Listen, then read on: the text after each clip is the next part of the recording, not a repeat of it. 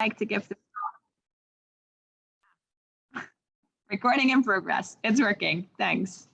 Then I would like to give the floor to our facilitators of today's first session, which are our amazing youth champions. I think you have seen them before in this week. So we have Anukia and we have Sekulu. And the first session of today will be more about breaking down pleasure. Like, what is it? Mapping pleasure. And I think it's going to be really exciting, and we'll do that together.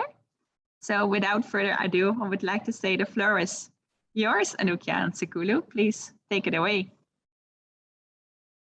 Thank you so much, Yannick.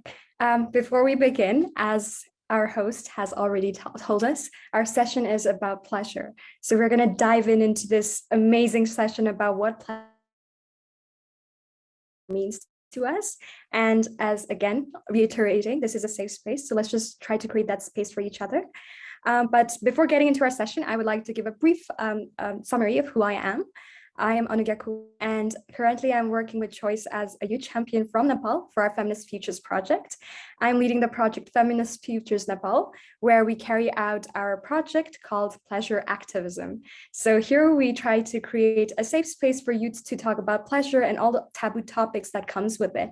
So that's some of the things that we're doing, but I would like to pass the floor to Seku to introduce herself and her project.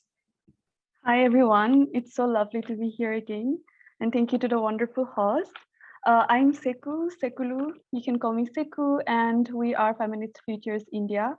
Our project here in India aims at addressing the issues of lack of comprehensive sexuality education in India, which is affecting the way young people understand and experience consent and bodily autonomy. And we're so excited. I am so excited to be here and also to discuss a little bit about our project as well. And yeah, I mean, as Anugev mentioned, we hope that this is a safe space as well as like a dialogue amongst all of us instead of just me and Anugia participating. So let's have fun together with pleasure.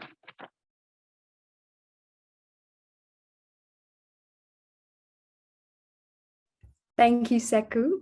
So without any further ado, with a topic in mind, we asked some of you to share what pleasure meant to you. So we have a short video from you talking about what pleasure means. So can we have the video played, please?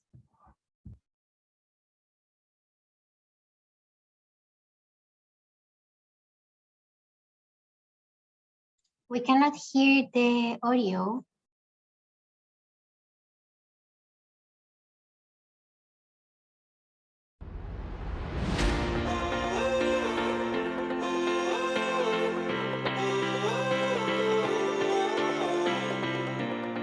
What gives me pleasure is being able to learn something new and being able to achieve set goals that I give to myself, that short term and sometimes long term.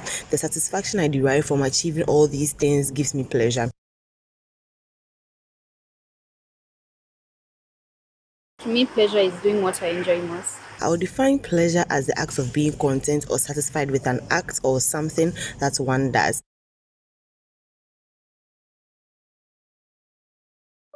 Enjoying sex with someone I love. I think and I know that sexual pleasure is the satisfaction one derives from sexual acts or erotic experiences or intimate experiences, yes. So the satisfaction one derives from it is what I define as sexual pleasure.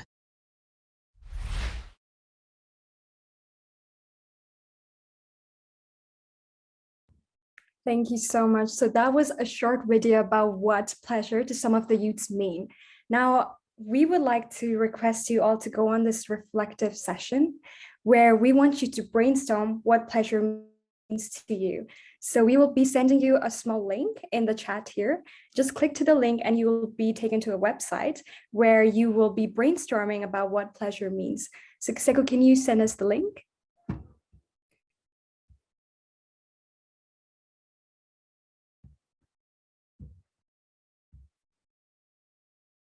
So let's just think about what pleasure means to us.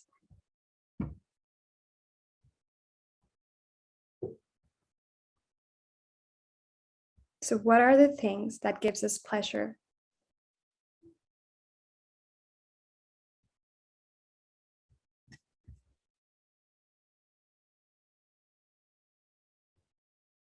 All you have to do is put in how you would define pleasure. It could be either a word or a sentence.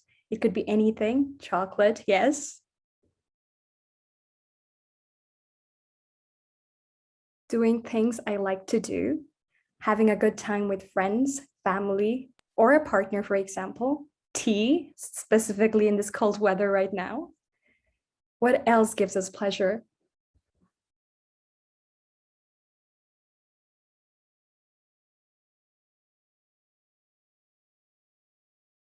Sekulu, is there anything that you would like to share with us? Like, how do you get pleasure from? I think I get pleasure from watching movies.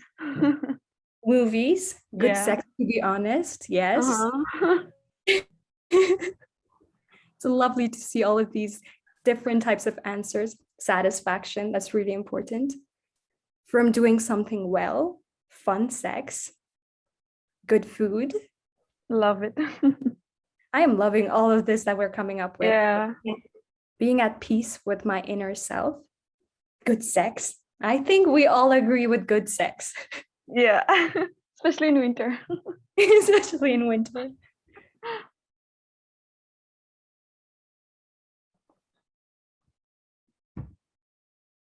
Good sex and sleeping. Good sex and sleeping, definitely. Good food and music.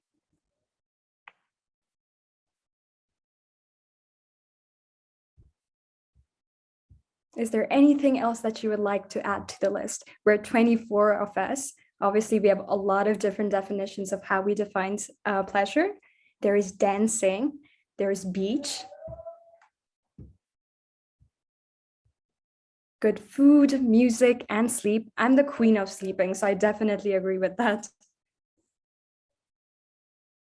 Slow Sunday mornings with sleeping in, then coffee. Sounds lovely. What else? Where do you derive your pleasure from?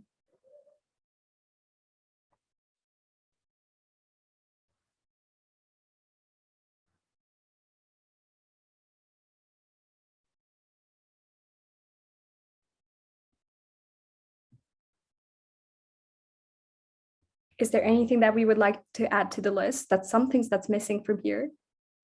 Cuddles, getting hugs, making food for people I love, adorable.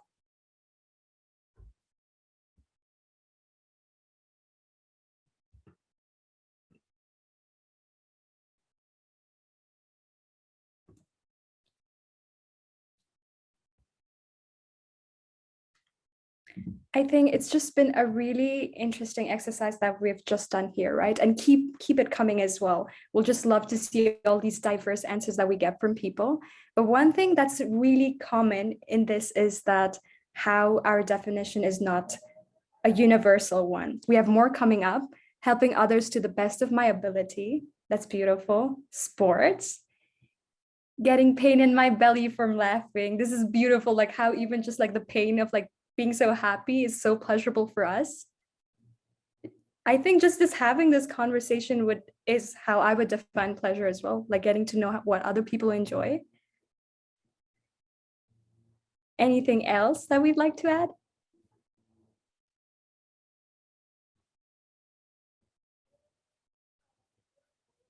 So as I was saying, one thing that we've noticed from this short brainstorming session is that how the definition of pleasure is not universal. So the way I would define pleasure is very different from how somebody else would. And sometimes maybe our definitions kind of align as well. Like as some people said, good sex, cuddles, sleeping, that's something that we all connected with, right? Going to a good long trip with a good company, obviously you enjoy that. So these are all the things that we get pleasure from. And one thing that's really important is that we create this own script of our pleasure, because oftentimes than not, we are set or taught to think about pleasure in a certain way, right? But one of this exercise was to just kind of like come in touch with how we ourselves define what pleasure means to us.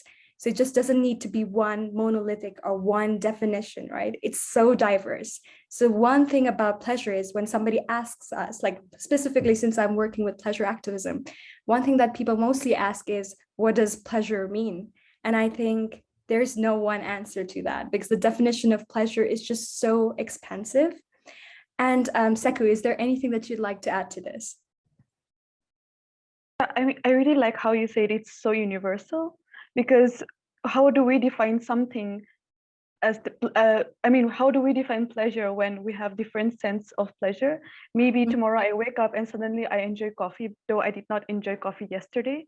But then again, something that I did not like becomes a pleasurable act. So then again, it becomes a way for me to explore in itself, even with my taste, with my palate, and even with places that I visit. So I think in itself, pleasure is also such a way of growth, because it keeps changing for a lot of us as well. Yeah. I think one thing that you said so beautifully was that how pleasure is sort of a journey, right? Like you learn what it means. But I think enough talking from our side. Is there anybody in the audience who would love to share what pleasure means to them? Maybe something that you've written on the chat or even in the website that we had. Does anybody want to share their definition of what pleasure means to them? Yes, Manal, if I'm pronouncing your name right.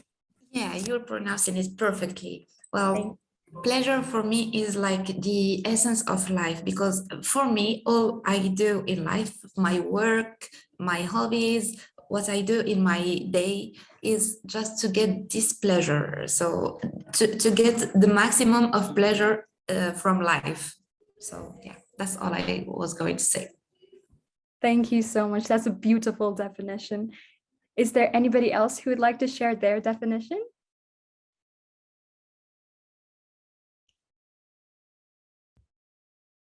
Yes, Maggie.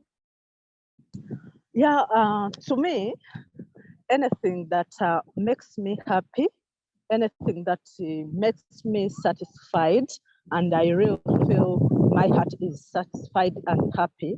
That's what it means by pleasure. Yeah. Yes, thank you so much.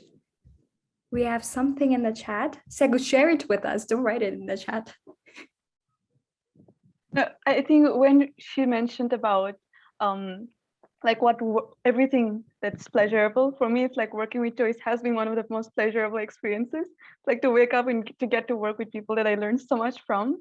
And I think this in itself is our way, I suppose, to create a space where work is not synonymous to toiling and, oh my gosh, like hating it, but more of waking up and be like, I cannot believe I get to do this. I mean, if that is not one of the most pleasurable experiences, I think we're all privileged on that. I think I completely agree with that. Working with Choice has been such a pleasurable thing to do. And oftentimes it doesn't even feel like we're working, right? So I completely agree with what Seku just said. We have somebody sharing their definition. To me, is the willingness to express myself without judgment. That's very true. Like just having that space to express yourself, to be yourself. Exactly. So Kara says, being in a room of passionate, like-minded people is such a pleasure. So that's how we would define pleasure as well. Is there anybody in the audience who would like to share their definition or maybe experiences with how or in what they find pleasure in? Hello, everyone. Hey. Thank you, Godfrey here from Malawi. I think pleasure is really just being able to enjoy something that at the same time gives you some sense of internal gratification. Like after that thing, you go back and be like, oh, I really had a good time, really. Yeah. Thank you so much. Is there anybody else who wants to share how did they derive their pleasure from? Just the sentence that we just explored, I get pleasure from bonding with someone over shared experiences and similar values. Indeed. Just being able to share that passion with somebody. Then we have setting down goals and achieving each of them is so pleasurable. Just when you see your hard work come down into the fruit that you've been wanting, that indeed is a very pleasurable activity. Being creative. I am loving all the definitions, that different experiences that we're sharing here. It's so this is how we can say like the way we define pleasure is so expansive and just so beautiful to see the diversity in all of our answers.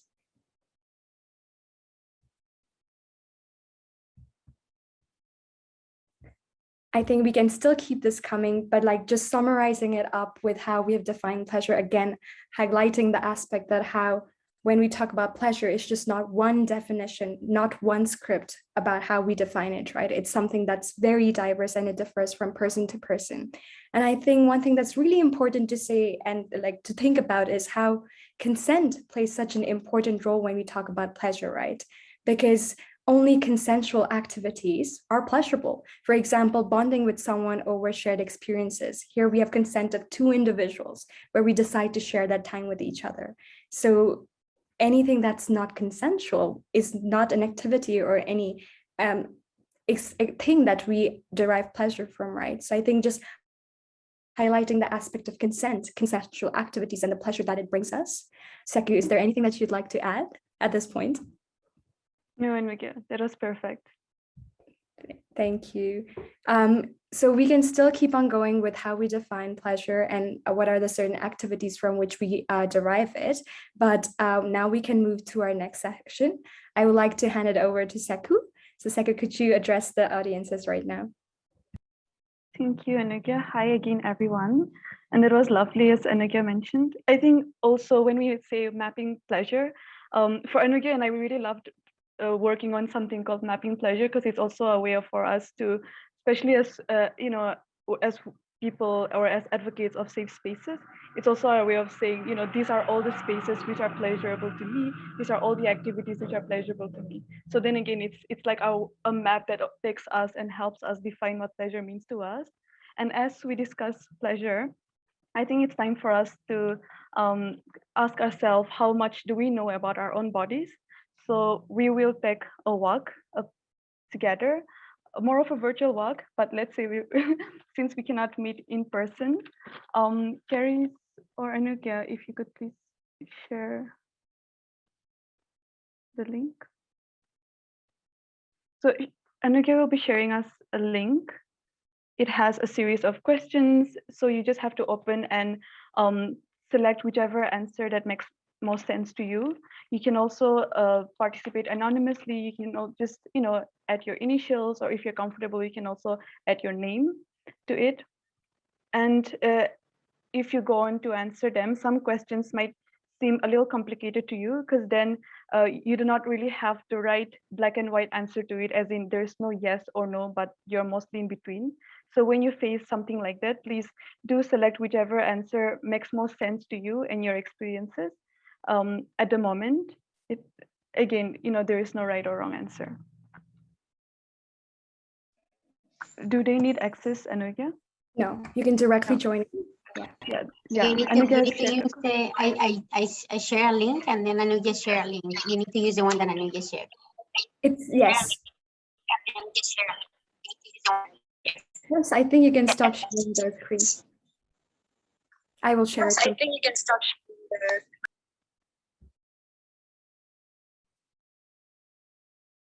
Yeah, thank you. Let's wait for everybody to join in, and then I will start the quiz, and we can start and see what this privilege walk is about. So if you have any question, you can just ask in between.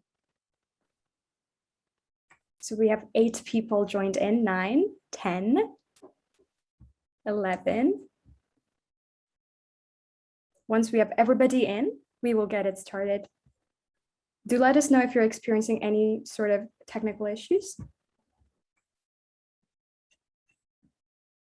We have 11 people joined in.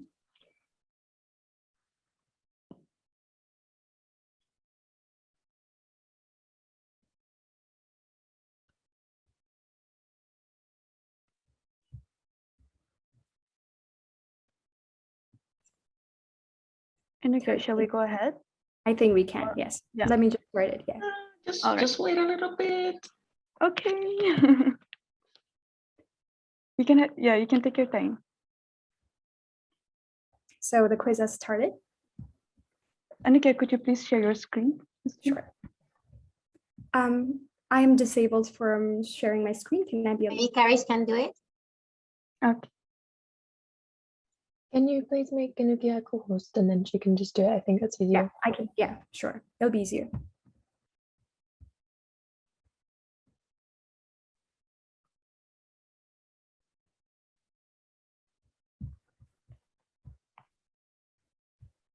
Can you see my screen? Yes, it's about to. No. You couldn't see the quiz? No. Let me do it again.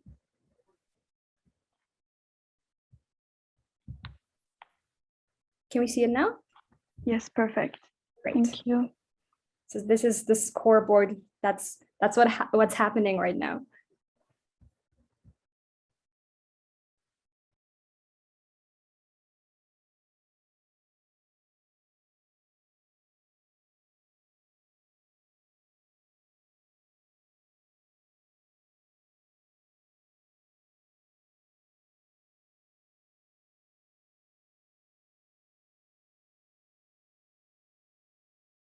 I think it's ready, right, Anukia? Okay, sorry.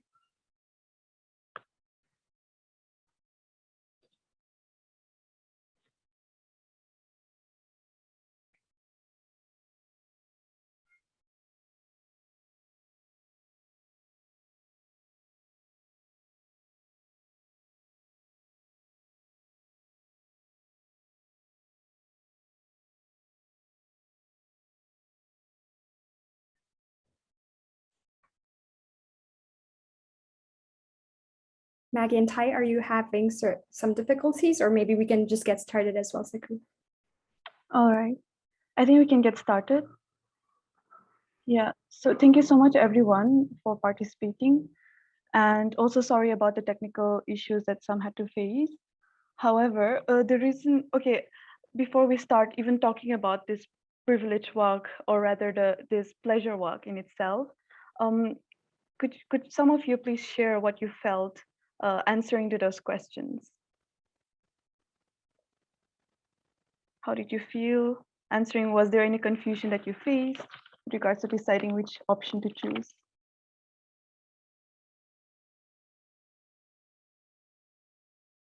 Yes, Carrie?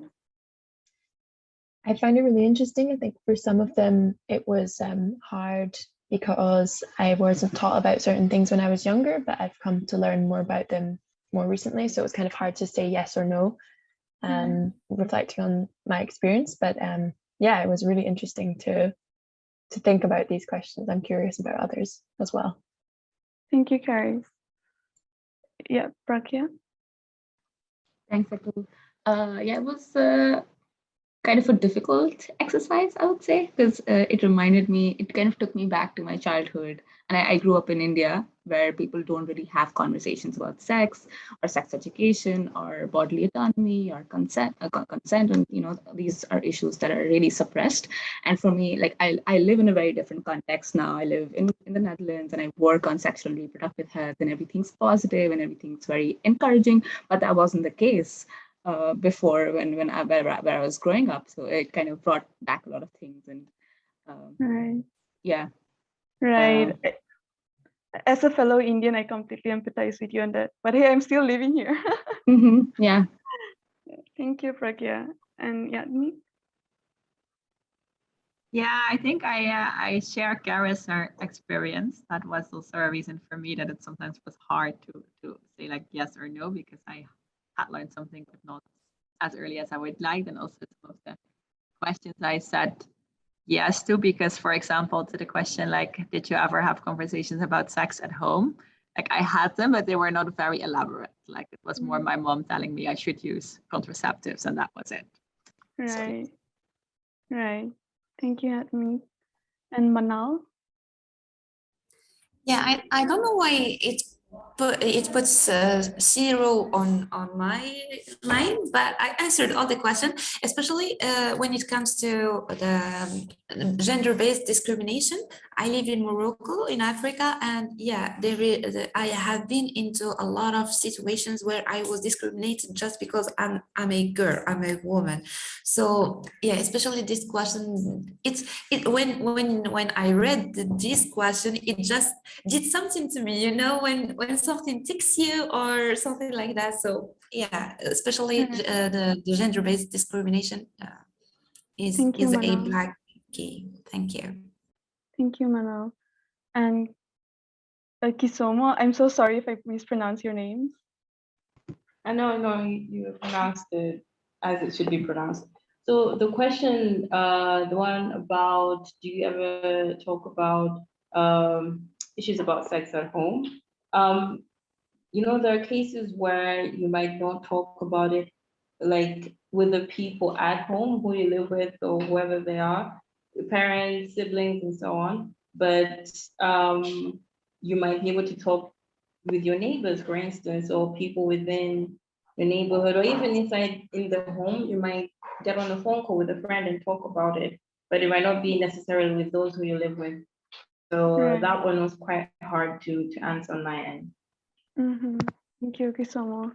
I think whatever responses we've received so far already answers to the question of why we need to have this discourse around our own privileges. And here, when we say privilege, we mean by access to information as well as access to safe spaces. As we see the score, Roger has the most score, which means he or she or they are on the higher side of having privilege, while the people with the least scores have the least access to information and access to safe spaces. So then when we discuss about such privileges or such access, it also becomes quite different in our own experiences, though we may be hailing from the same city, from the same countries, because again, our cultural settings are different, the way our family brought us up are different, the way our schools had these conversations is so different from each other. For example, Pragya and I, we both grew up in India. I am still in India. I still live in India, but then again, our experiences will be extremely similar in itself. But then again, there will be differences in the way that we have experienced certain things, as well as personal issues that we have experienced as young girls in India.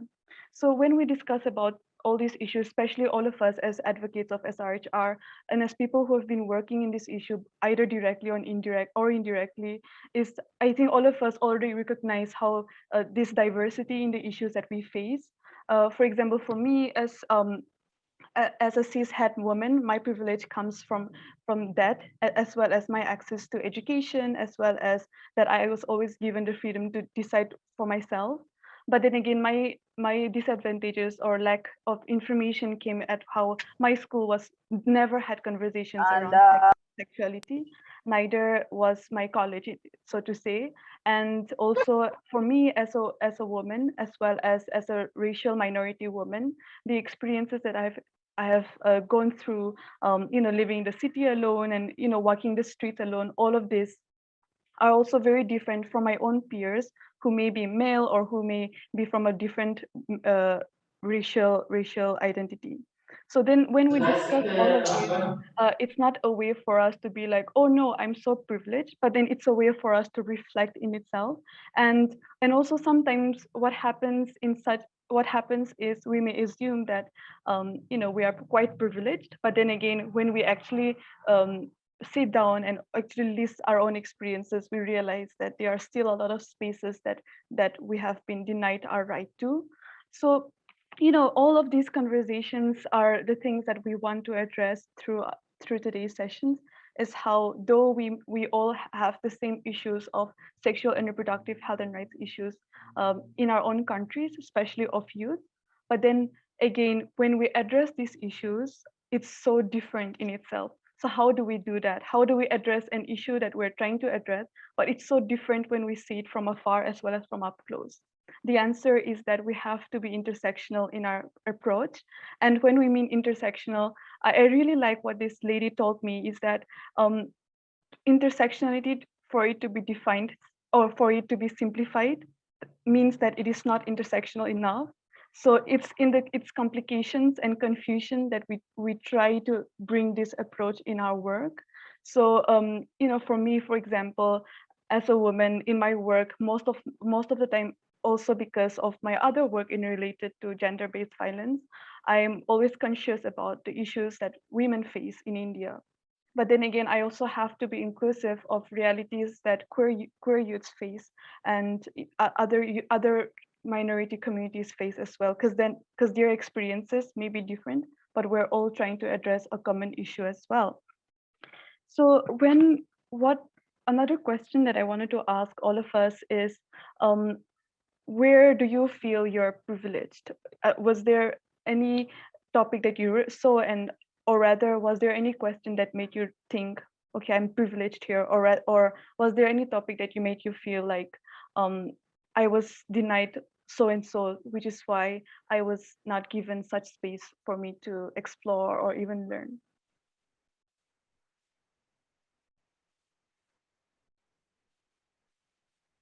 Yeah, Kisomo, can go ahead. I think the question, the first one about exploring our own bodies. I think because Malawi is a very conservative country and so on, it's very difficult for a young person to talk about such issues with fellow young people, or even when this question came up, it was quite difficult to answer that. And on that question, I didn't feel privileged.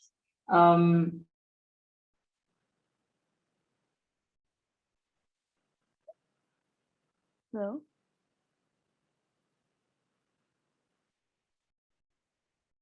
Kisomo, we've lost you. Okay, anyone else can go ahead meanwhile.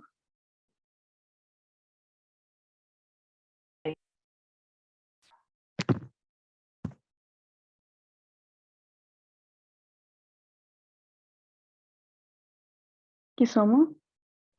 Yeah, did I cut out? Yes, you got cut out, but you can go ahead. Okay, so the first question, the one that was talking about exploring our own bodies, that one I felt there was a lack of privilege, because when it comes to issues of exploring our own bodies, it's our right to do so. But in the Malawian context, we're very conservative, and talking about such issues and trying to figure out or explore your own body is something that is frowned upon, and kind of a bit of a taboo as well. So on that question, I thought I wasn't privileged enough. Right. Thank you, Kisomo. Who else felt like conversations around bodies and pleasure is still so tabooed in your communities? Mine is. Anugya, do you have anything to add to this? Because I know we always have a lot of discussions around it as well. Yeah, I think that's the thing with intersectionality, right? You can actually be able to see certain identities that allows you privileged spaces. And because of certain identities, there's some sort of oppression or discrimination that you face. And also in terms of like just being able to access certain resources. So as an individual that lives in Kathmandu, the capital city of Nepal, and just being able to go to a convent school, I was able to receive sex ed when oftentimes in most of the schools that's not given. But then again, the quality of it was not good.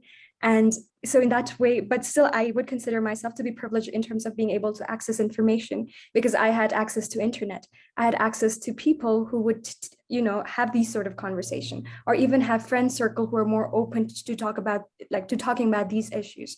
But oftentimes in Nepali culture specifically, and I think a lot of us can relate it with our cultures as well, talking about sex is so tabooed, talking about sexuality is so tabooed. So oftentimes we don't have these spaces to even explore our sexuality or even just get basic information that's so much important. So I think in terms of just like reflecting back on my own intersectionality and identities that I come from, I've been privileged in a sense that I have had access to resources that has helped me educate myself. But again, in terms of my sexual orientation and gender identity itself, so in that way, you're discriminated in certain ways. You're not given the space to explore, the safe spaces to explore your sexuality. So in these terms, these are some of the reflections that I have had when even just like while making the privilege walk itself. So that's one of the things that I would like to point out. Yeah. Right. And I think that goes along with what Caris and the rest have mentioned is, yes, you did receive sex ed, but then again, how satisfied were you with the sex ed that you received? And also how helpful were that curriculum to you? Did it scare you more than, empower you, or did it educate you more or make you even more, confused about certain things? So all of these conversations become so important for us to go back to the CSE curriculum, in a sense of comprehensive sexuality education curriculum, about how even in our own schools, yes, we might have sex education, but is it just risk-based approach, or is it sex-positive approach? So these are all the reflections that, and again, I wanted us to have through the privilege walk, as well as the mapping pleasure. So I hope it keeps helping us think, and it keeps making us think, and hopefully in the next Connectors Week, we will come back with more things to discuss and more questions to have. And going forward, I will now like to pass it on to Anukia for us to have a discussion on how we can deconstruct pleasure. Thank you, Seku, so much. Before that, is there anybody who would like to share any of their experiences with us? If not, we can move to the next section.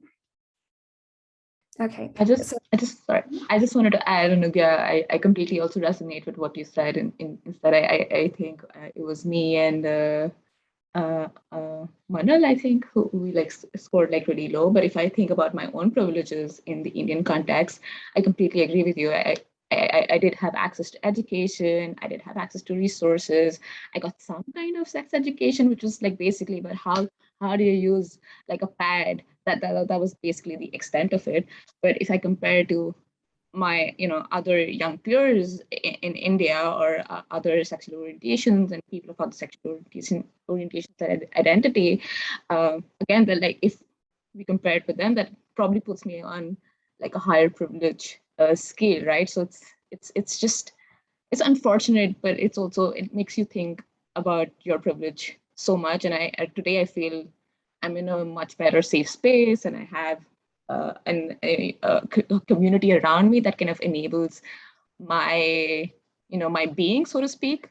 Yeah, I think it's a struggle that we're all part of, and I'm just glad that I'm thinking about this with all of you and trying to do something about it. Thanks for sharing. Thanks, Akulu.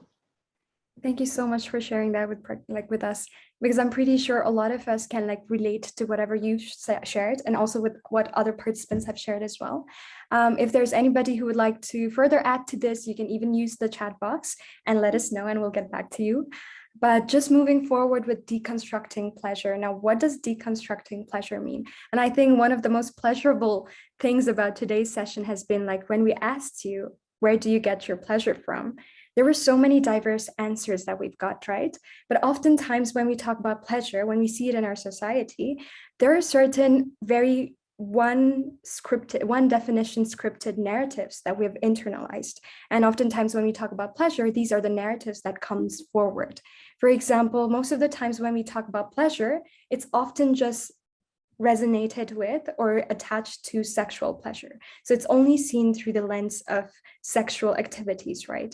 And that oftentimes becomes problematic, because when you equate pleasure with only sexual activities, you are marginalizing certain groups of people. People do not define their pleasure with sex or any sexual activity do not fall into this definition, right? Just with like how we defined pleasure today. If somebody told us that pleasure is only through sexual activities, our definitions wouldn't have that space in the conversation itself. And thus we become marginalized in these sort of conversations. For example, if you talk about the ACE community, asexual individuals, just like defining what that is in simple terms, asexual community or people are the ones who see pleasure in that is outside of sex. So it's an umbrella term. And obviously asexuality is a spectrum, but just defining it in simple terms, these are folks who have little interest in having sex, and even though most desire emotional intimacy in relationships. So having defined that, for individuals who belong to the ACE community, pleasure is very different. So if you just have this monolithic idea about what pleasure means, we're marginalizing groups as such. And for example, in certain societies where premarital sex or sexual activities are seen as it is not accepted, our forms of pleasures come in different ways. So I think it's really important to understand that pleasure and its definition is expansive, and just like equating it with sexual activities just narrows it so much, because as we've just discussed right now, there's so much to explore. But like when we just make it narrow, there's so many things that we're not exploring at all. So this is something that we really wanted to point out. Seku, do you want to add something to this? Yeah, I think also whatever they've shared already in the mapping of pleasure is so telling of how pleasure is so diverse, and there is no one definition like you mentioned. So I think that conversation also becomes very important for us to start mapping pleasure, but also understanding that this experience is so different for all of us. Yeah. Annika, do you have anything else to that on that topic? I think just with pleasure itself, again, just like getting back to the topic of pleasure and consent, it's so important to highlight the fact that only consensual activities are pleasurable, right? So I think that's something that's really important that we would like to think more about as well. Like, for example, as we discuss pleasure, I think it's so important for us to also measure consent in the sense of when did we lose our right to consent, or even when was consent, well, I mean, or in the other context, was our right to consent even given to us in the first place? When was our relationship with our body taken away from us, or rather, when did we start losing our sense of consent, or when did we start feeling as if we do not have our right to our own bodies and bodily autonomy? These are all the questions that we have been having with our youths here in Nagaland, with questions like, when did you have your right to consent taken away from you? So this question gave us a lot of ways to think as well about reflecting at how safe we even feel with our own bodies, and is there any experience that you felt affected you so much that your body felt as if it was just up for someone and not really yours? One of our participants in such discussion mentioned about, and she was actually one of our storytellers in our last session. She mentions about how when she was as young as 6 years old, her right to her body and her sense of consent was completely taken away from her through an experience with her school teacher. Trigger warning. So then when as young as 6-year-old, when a girl is as young as 6-year-old, and she is told that her body is not hers to decide about, or rather any adult can do anything to her body, then how do we really define consent as we grow for ourselves? So I think when we look at the relationship between pleasure and consent and the disconnect that we face, it also starts from when we were as young as the moment we were born, and to the moment that we start feeling conscious about our own bodies, or even before that. So for example, even in our interactions with kids and children, how do we approach consent? Do we directly say, do we directly go and hug them, or do we say, hi, I'm da da da, and can I hug you? And when they say no, do we still want to hug them, or do we say, okay, he said no, she said no, so I should not hug him or her? So such questions become so important for us when we talk about consent, because when we are not allowing the right to consent to little kids, that's when they start losing their connection with consent, and henceforth their sense of pleasure becomes a matter of confusion, because what's not pleasurable to them is giving pleasure to someone else. And when that person becomes someone of importance to them, then again, the confusion increases even more. So when our right is taken away from us, we can understand it as we have been denied our right to pleasure, and we have been coerced to violence. Because when a person is not respectful of our consent or sense of consent, that's when violence occur, which is how we also want to delve into the whole idea of non-consensual sex. Does non-consensual sex even exist? Because rape is rape and sex is sex. Sex is supposed to be something that you willingly engage in, and rape is something that you do not willingly engage in. So then the question of the word non-consensual sex becomes questionable, because why call it non-consensual sex when it's actually rape? And why call it non-consensual activity when it's violence to you or to anyone for that matter? So what is pleasure that gives us happiness, and also what is pleasure that gives someone else happiness? That is something that is something for others and not for us to bear. I really like this line about how we do not say breathing and swimming and not breathing and swimming. We say drowning and swimming. So in a sense, what is pleasurable is consented, and what has not been consented is not pleasurable. And as we deconstruct pleasure, we also want to delve into the question of how our conversations around sex and sexuality is also cis-het male-centric. And over to you, Anugia, to take that conversation. Thank you so much, Seku. That was a lot of information that you just put out there, right? And it was such a beautiful connection between consent and pleasure that you've just pointed towards, as you said, like how just when we talk about pleasure, it's with consensual activities, and how pleasure communication goes hand in hand with consent communication. Because obviously, if something that's pleasurable for you and you consent to it, that's when you access that pleasure, right? So I think that was like a beautiful point that you've made, and I think it has given us a lot to think about as well. But just moving towards how pleasure is cis. So that's one of the things when we talk about pleasure. So oftentimes that we have seen, these whole dominant narratives around pleasure is first of all seen through a sexual lens. And even in this sexual lens, it serves a certain group of people. Again, this is where intersectionality comes in place. And oftentimes when we talk about pleasure, it is very cis-het male-centric.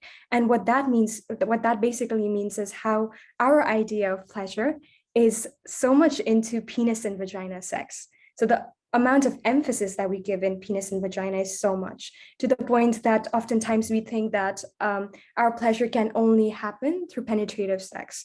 Now, again, we have seen the dangers of narrowing our definitions. When we narrow these sort of definitions, the diversity that we have in our answers are already marginalized. So when emphasis is given in penis and vagina sex, not only does it marginalize queer experiences, but it also marginalizes vulva pleasure as well.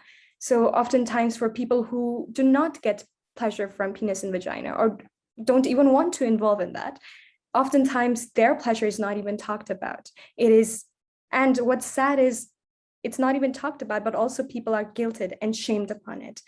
Just talking a bit over how this whole narrative around cis-het male-centric narrative around pleasure is, we even had philosophers and writings that were given in the history where people talked about how vulva pleasure, or actually clitoral orgasms, are actually not good or are not a priority. We even had Freud, who in 1933, said that penetration should be the priority, and a female is not mature if she enjoys his clitoral orgasms.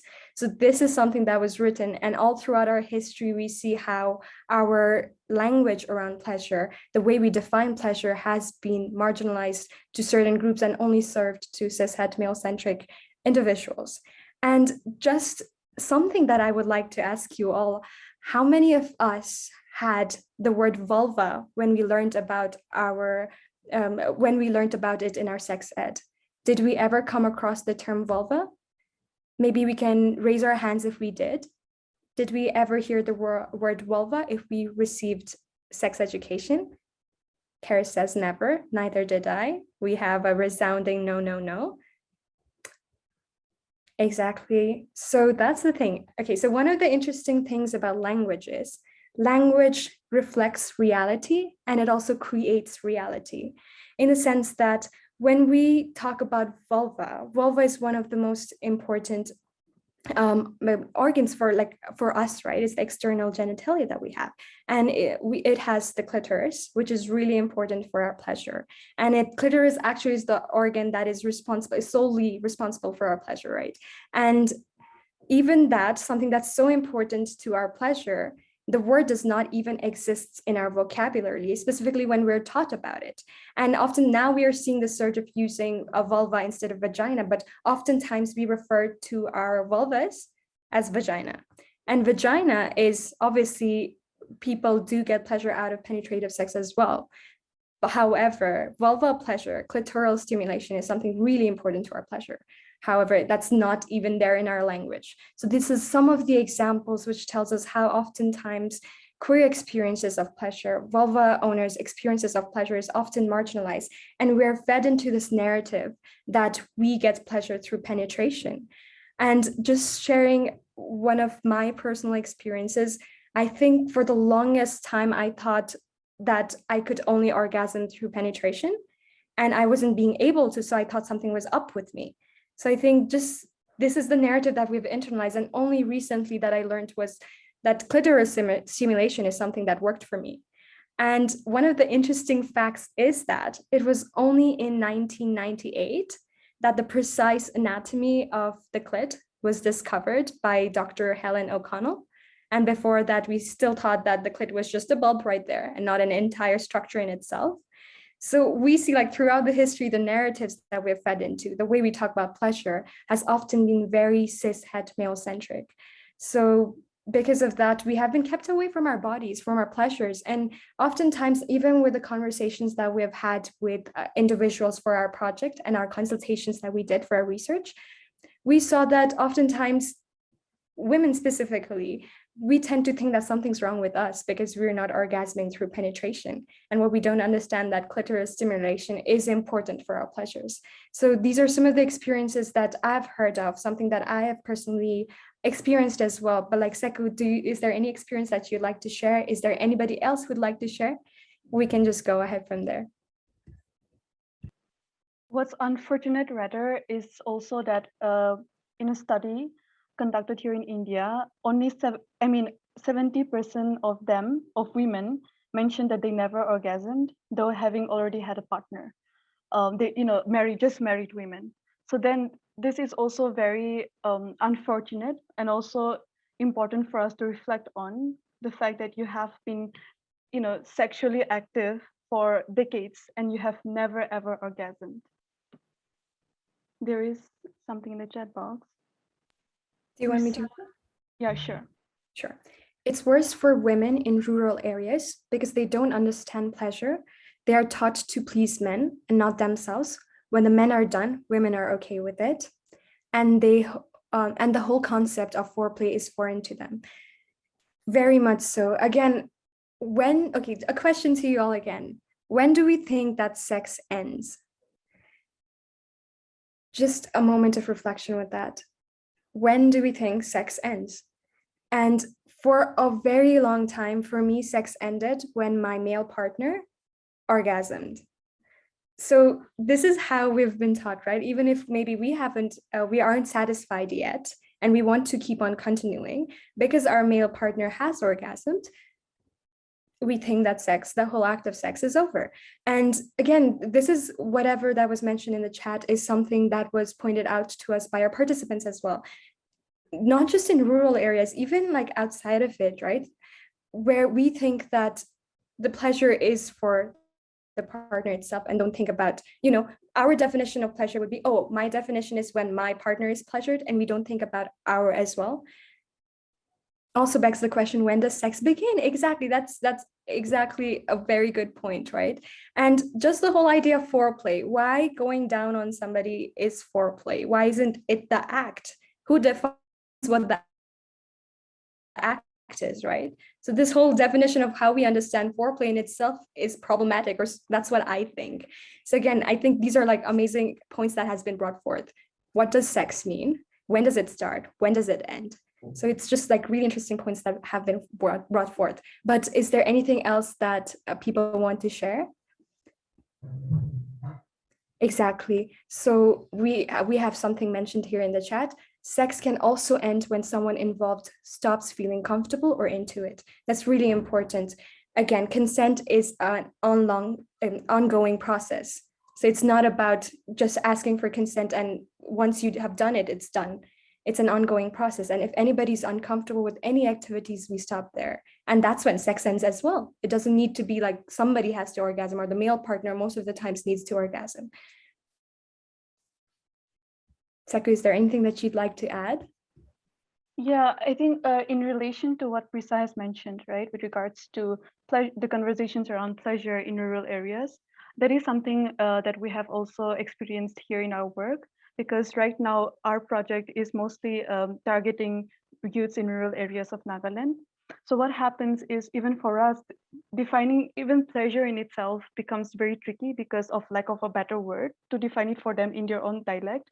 Because when there is no word to define, to give it, then how do we actually explain it to them, right? Because pleasure exists in our language, I mean in the English literature, but we do not have that in our local dialects. And when we say periods, we don't have the word periods in our local dialect, but we call periods dirt. So when I say dirt, everybody knows that it's periods. So how do we actually deconstruct such stigma and such myths when we do not really even have the words to, define, give it a better word to describe it for them, or for us for the better? So I really understand how this conversation becomes really really difficult as well. And it's something that we're also struggling and we're also learning from, by simply talking to women about how do they have sex. And they mostly don't reply, by the way, but it also makes them think, as well as makes us realize about how there is no word for them to describe it. And when we talk about this, I remember once my sister had this event in our village, and she and my cousin were talking about the whole sense of consent and women's rights and so on and so forth. And the women, so this is a group of women in their 40s and 50s and 30s, and who are all married, and they came out and started laughing. And she told my sister, if we actually listen to whatever you just said, all the men in the village will be divorced, will be single by now. We will be leaving all our husbands by now. So that was funny, but then again, it's very unfortunate and also scary to think that these are such acceptable things that's happening within your own bedrooms. And it's such, but then again, there is no word for them to define, to even be able to have such conversations that we are having today. And talking about all this, it again comes back to the silence around our bodies. What does this really do to us? And when we don't have words to describe it, or when we don't have the space to even talk about it, how do we even recognize that there is an issue that exists? Or how do we, and when I feel, for example, that this is an issue I'm facing, but I have not shared to anyone, so I assume that it's only shared, I am the only one struggling with it. So when we lack such spaces, there is no way for us to have that discourse about also empathy and also connecting each other with similar experiences. This is something, and again, I felt in our group discussions as well. It's like we just gather a group of youths, all strangers to one another, and we start sharing, and suddenly all of us have so much to share. And these are stories that they would not really share with your own friends and with your own family.